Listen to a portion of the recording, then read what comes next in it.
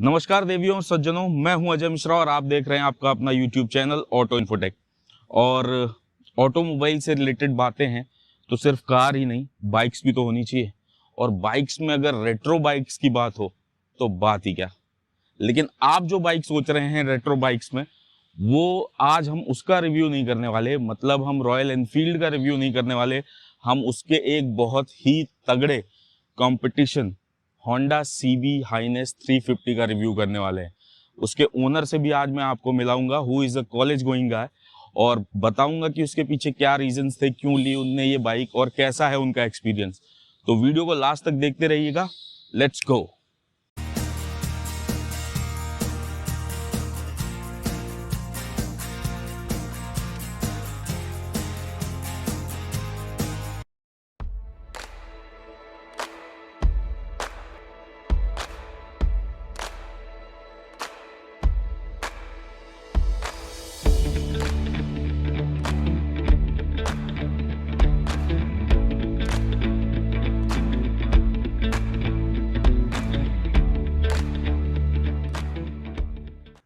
हमारे साथ हैं गौरव और आप। Hi guys.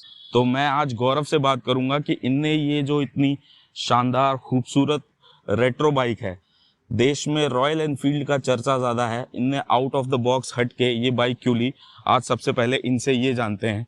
गौरव, सबसे पहला क्वेश्चन तो यही कि सीबी हाइनेस 350 क्यों? मैंने इससे पहले एक बाइक ओन की है, एवेंजर। जब मैं अपने कॉलेज के फर्स्ट ईयर में था तब मैंने ली थी 2014। तो उस टाइम मुझे मतलब राइड करने के बाद ये श्योर था कि मुझे ऐसी बाइक चाहिए जो थोड़ी सी भारी हो लॉन्ग डिस्टेंस के लिए। और मुझे स्ट्रीट बाइक्स का शौक नहीं है, हाई आरपीएम का। मुझे उन बाइक्स का जिनमें वो आवाज़ आती है क्लासिक धक धक धक, वैसी आवाज़ भारी। और ऑप्शंस रॉयल एनफील्ड 350 सीसी में रॉयल एनफील्ड और जावा और हाइनेस, ये तीन ऑप्शन थे मेरे पास।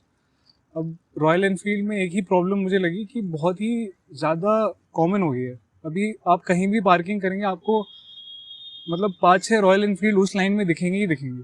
बिल्कुल। तो क्योंकि वो बहुत कॉमन थी, और जावा मैंने टेस्ट राइड ली, जावा मुझे इंजन उसका उतना रिफाइंड नहीं लगा। मतलब मुझे लगा कि जावा दिखने में अच्छी है बट चलाने में उतनी अच्छी नहीं लगी। तो हाइनेस चलाने के बाद मैंने मतलब फिर एक सेकंड के लिए सोचा नहीं, क्योंकि अल्टीमेट राइडर्स बाइक है। इस बाइक पे मैंने काफ़ी टूरिंग भी की है, एक साथ 600 किलोमीटर इधर से लखनऊ और अगले दिन ही वापस। पर मुझे कभी लगा नहीं कि मैं बहुत एफर्ट लगा रहा हूँ, बहुत ईजी है चलाने में। ओके, तो सेकंड क्वेश्चन कि जैसे कि ये डीलक्स प्रो मॉडल है, तो आपको ये ऑन रोड कितने का पड़ा था और कितने दिन पहले लिया था आपने ये? मैंने इसे फरवरी में ख़रीदा था, तो अभी 6 महीने जस्ट कंप्लीट हुए हैं, मतलब 8 महीने चल रहा है। और 2,20,000 इसका मुझे ऑन रोड पड़ा। मैंने गुजरात से ख़रीदा था। ओके। तो 2,20,000 ऑन रोड। ओके। और तीसरा क्वेश्चन आता है कि माइलेज क्या है, मतलब हाईवेज पे और सिटीज में? सबसे बेस्ट इस बाइक की बात इसकी माइलेज है, क्योंकि होंडा ने मतलब मेरे ख्याल से बहुत ज़्यादा फ्यूल एफिशिएंसी पे फोकस किया है इस बाइक के ऊपर। मुझे सिटी के अंदर 37 या 36 ईजिली देती है, और जब मैं एक्सप्रेसवे पे या ज़्यादा हाईवे पे हूँ तब 40 तक दे देती 40 है। तक दे देती है ये बाइक। सो ये तो है, क्योंकि ये थोड़े लॉन्ग स्ट्रोक इंजन्स हैं तो जो फ्यूल बर्निंग है वो ज़्यादा होती है, तो इस वजह से जो कंबशन है वो प्रॉपर होता है, जिसकी वजह से आपको वैसे भी एफिशिएंसी, फ्यूल एफिशिएंसी ज़्यादा मिलती है। बट होंडा के साथ एक और फीचर है कि वो अगर क्लेम करते हैं जितना, अगर आप उस तमीज़ और तरीके से चलाएं तो लगभग गाड़ी आपकी उतना माइलेज दे भी देती है। बिल्कुल।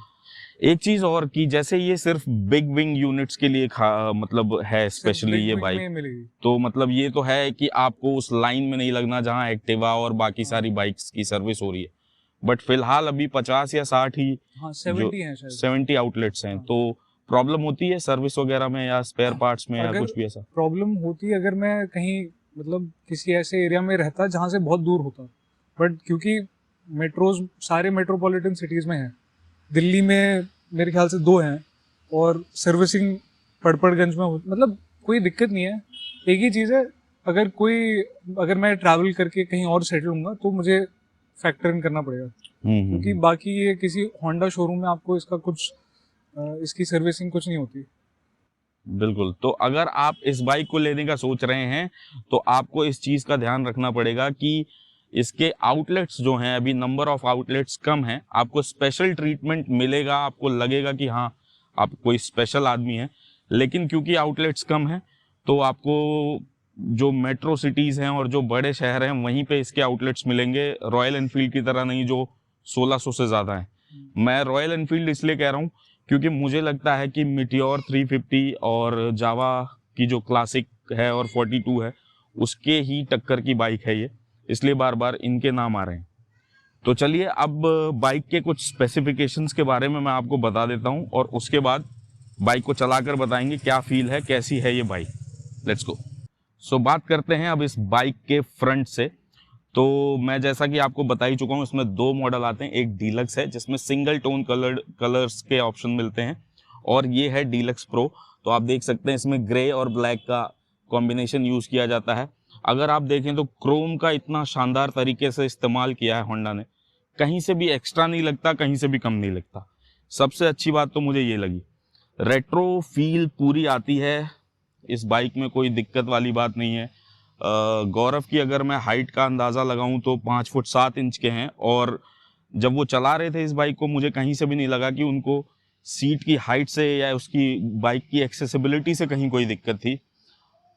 MRF के आपको इसमें ज़ैपर टायर्स देखने को मिलते हैं जिनका सेक्शन है 100/19 R19, तो काफ़ी बड़े से टायर्स हैं आगे।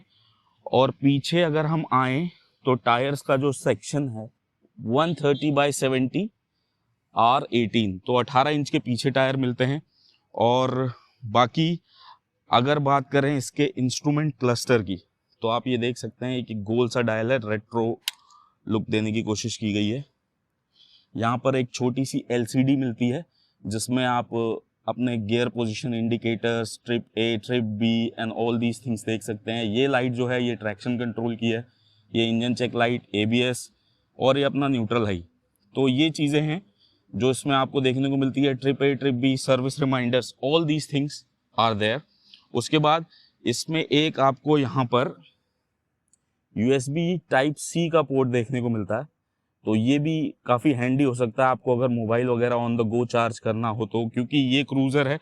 क्रूज़र बाइक्स जो होती हैं वो टूरिंग के लिए होती हैं, तो उस हिसाब से सही है। उसके अलावा इसमें एक और जो फीचर है वो है स्लिपर क्लच, तो ये भी आपके बहुत काम आने वाला है। बहुत ही लाइट क्लच है, जब मैं बाइक को चलाऊंगा तब आपको दिखा दूंगा।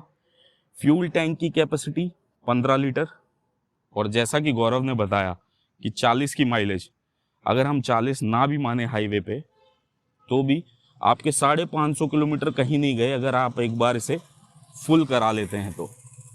इंजन की बात करें तो 350 सीसी का इंजन है जिसमें आपको 21 bhp की पावर मिलती है और 30 न्यूटन मीटर का टॉर्क मिलता है 3000 RPM पे। काफ़ी नीचे ही मैक्स टॉर्क मिल जाता है, लेकिन कैसा फील है उसका ये चला के ही पता चलेगा। तो ये है ऑल एंड ऑल बाइक का एक ओवरव्यू, जिसमें हाँ एक और चीज़, पीछे भी आपको LED मिलती है, इंडिकेटर्स भी आपको LED मिलते हैं। फ्रंट की हेडलाइट भी मैं आपको दिखा देता हूँ। फ्रंट की हेडलाइट भी जो है आपको LED मिलती है, तो ये भी बहुत ही खूबसूरत फीचर है। हालांकि मैं इसको रात में चला के नहीं देख पाऊंगा कि कैसा इसका थ्रो है, ये मैं गौरव से ही पूछ लूँगा और आप लोगों को बता दूंगा कि इसकी कैसी फील है रात में चलाने पे, कैसा लाइट का थ्रो है। गाड़ी चलाने के पहले मैं चाहता हूँ कि आप इसका एग्जॉस्ट नोट सुन लें। हालांकि माइक में वो फील नहीं आएगा जो मैं सुन पा रहा हूँ, वो जो थंप है वो शायद आपको ना सुनाई दे, बट फिर भी बड़ा ग्रंटी सा साउंड है, बहुत ही अच्छा थंप है, तो ये चीज़ अच्छी है। अब चलाएंगे बाइक को और आपको दिखाऊंगा कि कैसा फील है। सो सबसे पहली चीज़ जो आप इस बाइक को चलाते समय महसूस करेंगे वो है इसका वेट डिस्ट्रीब्यूशन। बहुत ही शानदार वेट डिस्ट्रीब्यूशन है, आपको ये लगेगी नहीं कि ये इतनी भारी बाइक है, तो ये सबसे अच्छी बात है इस बाइक की। दूसरी बात, क्लच इतना ज़्यादा सॉफ्ट है कि मैं आपको बता नहीं सकता कि कितना सॉफ्ट है।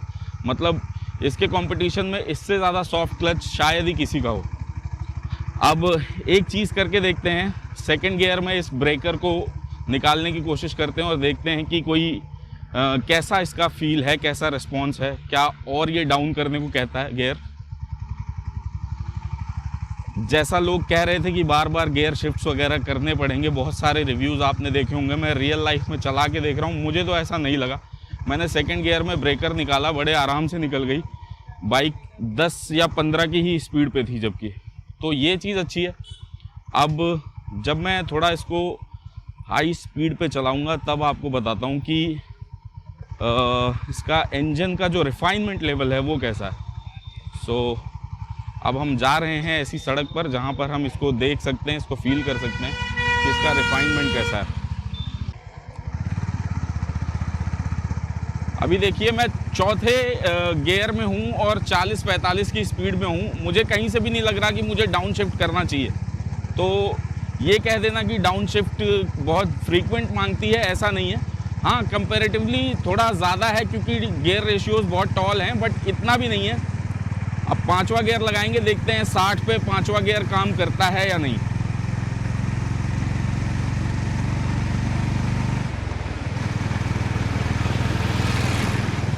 बड़े आराम से, हाँ, लेकिन गियर के जो रेशियोज़ हैं बहुत टॉल हैं। विंड ब्लास्ट हो सकता है आपको बहुत ज़्यादा आ रहा हो, लेकिन मैं सच बता रहा हूँ गियर रेशियोज़ टॉल हैं। आपको पांचवें गियर की ज़रूरत शायद ही पड़े सिटी ट्रैफिक में। आप 60-70 तक तो चौथे गियर में ही क्रूज़ कर सकते हैं। उसके बाद ब्रेक की बाइट देख लेते हैं कैसी है। और आपको इसमें डुअल चैनल ABS देखने को मिलता है।